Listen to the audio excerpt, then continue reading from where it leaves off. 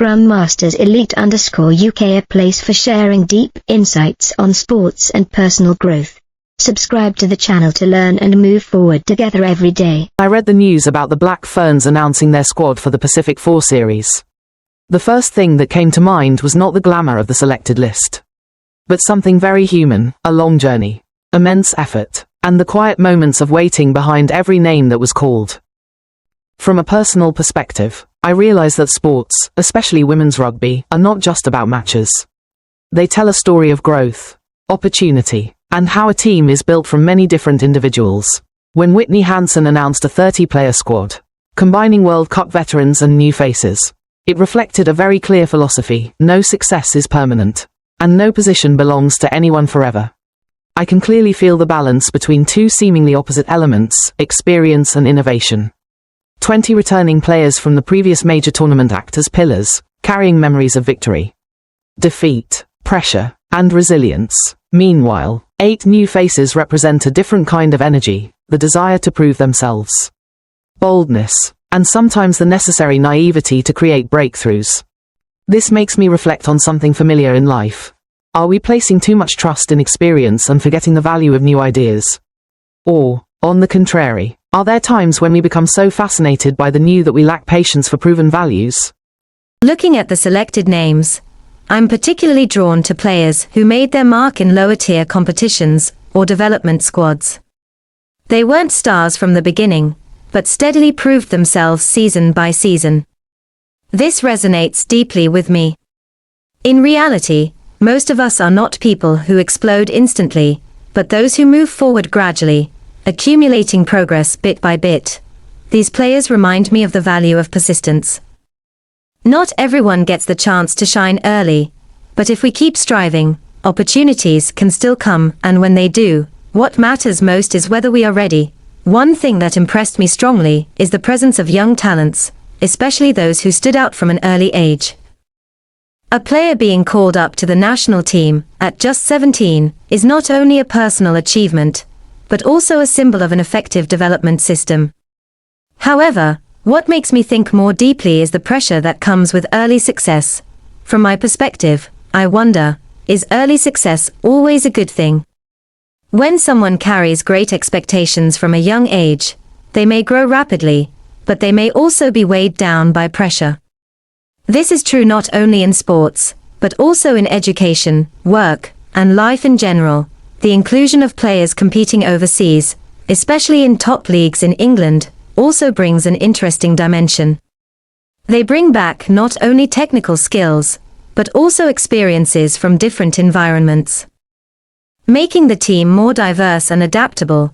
At the same time, this raises another thought: in an increasingly open world, leaving one's comfort zone to grow is no longer rare, it is becoming a trend.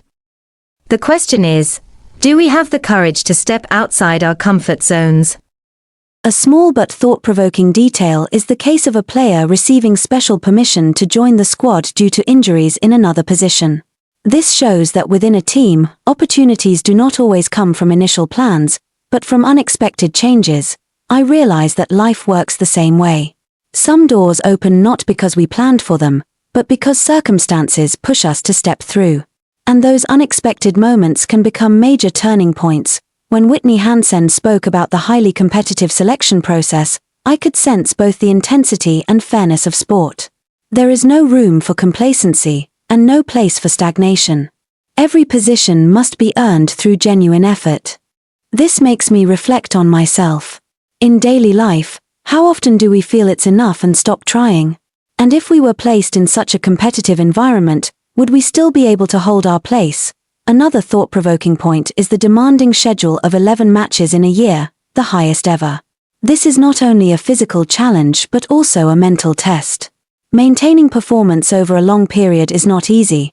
I realize that in any field, achieving success is difficult, but maintaining it is far more challenging. That is where discipline, teamwork, and adaptability become essential. In this context, the Pacific 4 series is not just a tournament. It feels like a starting point, a place for experimentation, where mistakes can happen, and where the team learns to improve before facing bigger challenges. From a personal perspective, this feels very similar to each person's journey. We all have experimental phases in lifetimes when results are not the most important thing, but the lessons we gain from the process. From all of this, I draw a few lessons for myself.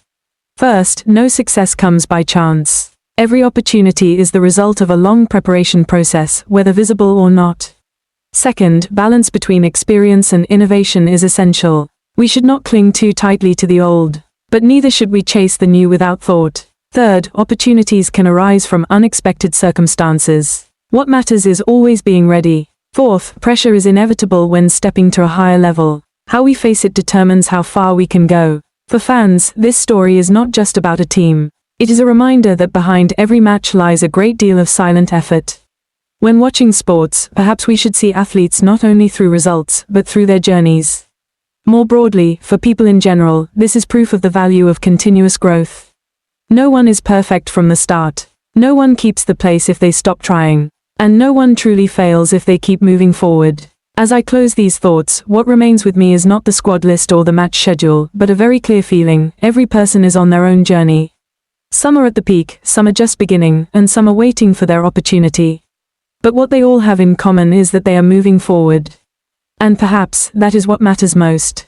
Scrum Masters Elite_UK says goodbye for now. Every journey requires effort, perseverance, and readiness for opportunities. See you at the next stage.